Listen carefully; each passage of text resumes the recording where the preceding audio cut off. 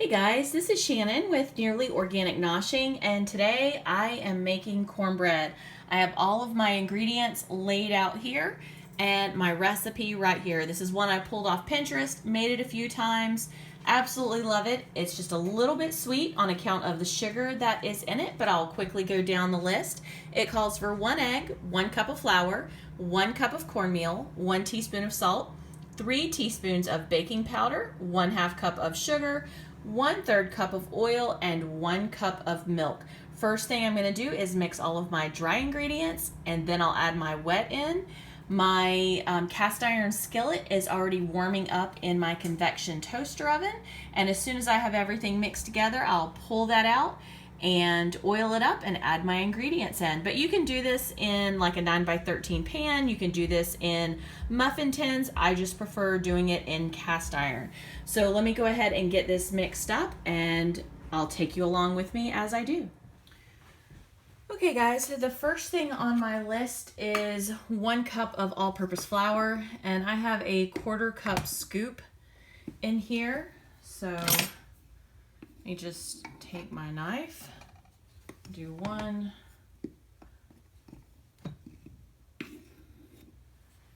2,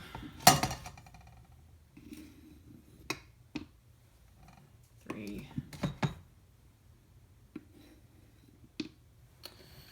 4 of that, and then 1 cup of cornmeal.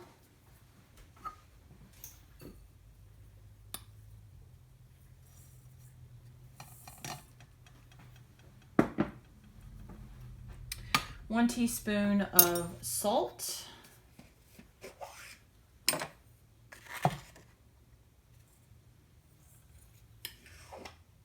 1/2 cup of sugar,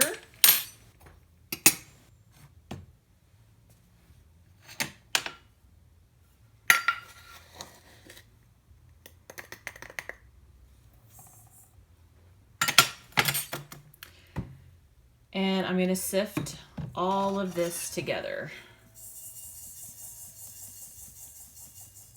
Here, I'll do it like this so maybe my hand is not blocking it so much.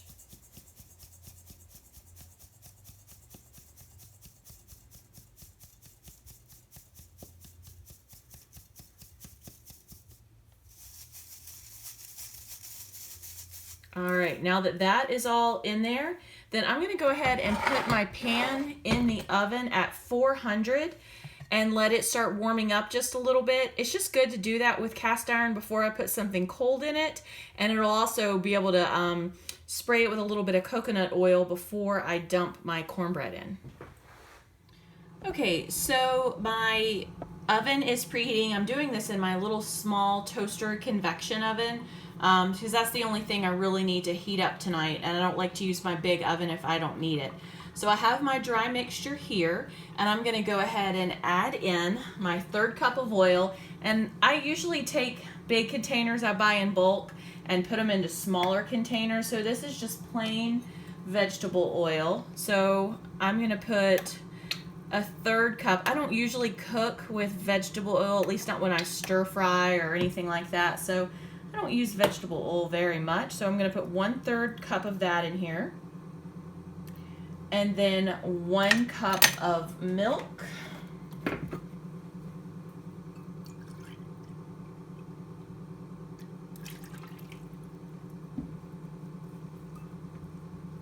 And then 1 egg. And I'm just going to use my measuring cup here to dump my egg into. And I know it's good. These are from my chickens, and I know exactly how old these eggs are, but every time I dump an egg straight into a recipe, I get all kinds of comments. So there is my 1 egg.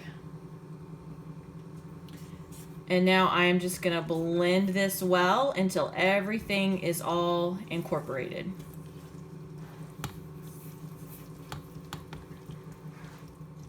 Guys, I nearly just made a huge oops. You need 3 teaspoons of baking powder. This would have been so flat.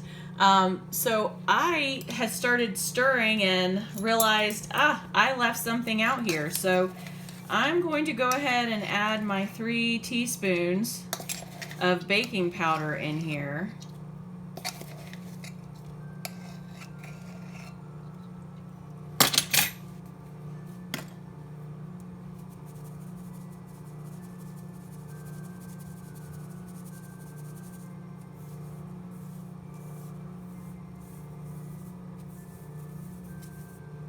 Now I can mix well. Okay guys, I just took this pan out of the oven, so it is very hot, and I'm gonna go ahead and spray it with some of my coconut cooking spray here.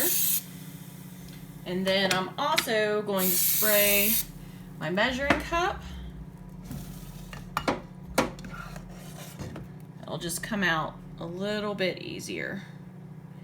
And I'm gonna fill all these up and then pop it back in the oven at 400 for about 20 degrees. 20 minutes. It really just depends on the kind of container you're using as to how long it's going to cook. These are a little thinner. If you had them in little tiny muffin tins, it would be less time, but you'll just have to watch them, and when they start turning a golden brown and pulling away from the edges, you'll know that it's ready to come out of the oven. Okay guys, as you can see, it filled up all of the openings on my pan perfectly, and I'm gonna go ahead and pop these in the oven. All right guys, I just pulled these out of the oven. They're a little brown on top. We prefer them this way, but they don't have to be this brown for you. If you like them just lightly browned, you can go ahead and pull them out, but we like them to have kind of a little bit of a crispy crust to them. So I'm gonna go ahead and get these plated up, and I'll show you how we eat them with chili. Okay guys, I popped one out and put it in the bottom of this dish, and then I've got hot chili over the top with a dab of sour cream and some sprinkled cheese. It's all melting down.